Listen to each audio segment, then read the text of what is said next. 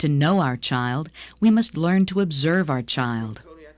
If we carefully observe our children's behavior and interests, their ability to move and take on new tasks,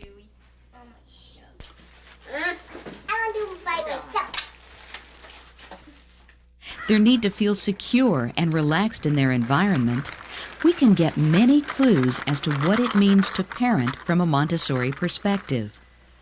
Each child grows and develops at his own pace. If we can follow his cues as to what his needs and abilities are, and do our best to provide a home environment that satisfies these, he will grow confident that he is accepted for who he is and not expected to fulfill his parents' or anyone else's timetable for development.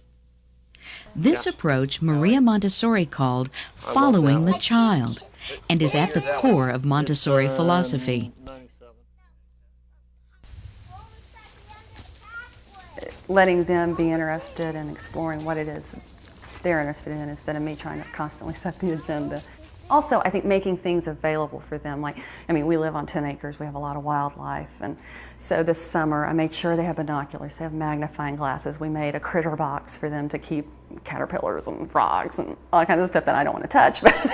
As he grows and changes, then we also need to provide things that are appropriate for him at that age. And I do think that if you find that they are misbehaving or acting out or getting into things, it's a pretty good indicator that you better be looking a little more closely at what their needs are. Learning to be an observer of your child is a lifetime skill that takes time to develop. You know what we forgot to get out tonight? What? Our rolling pins. We can make it roll flat. Oh, I'll get them. Okay. If something is not working, it's time to try something else.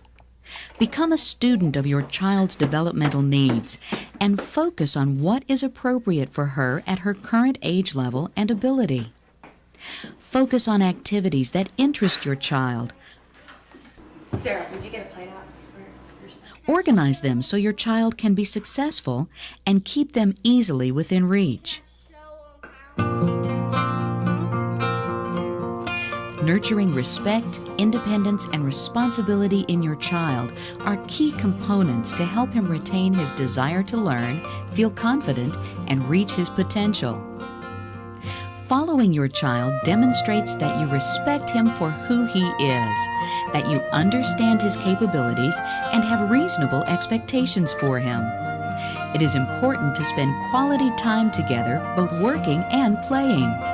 It is important to listen carefully to your child and sincerely engage in thoughtful communication.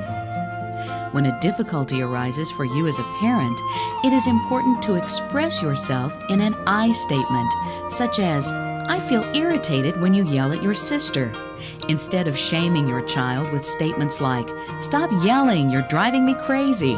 Children who feel this sense of respect are usually remarkably well behaved. To get down on Sam's level and to look him in the eye and to let him know what it is that's concerning us. Sometimes just having left the twos, it takes more than that. Sometimes it may take him actually sitting with me or me having to calm him by rubbing his back or washing his face off so that we can, get redirected into something that would be appropriate.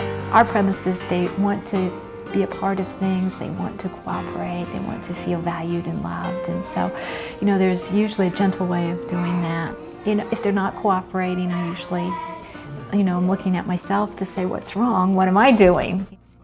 Children want to feel independent and thrive when they are given opportunities to be responsible for their own care.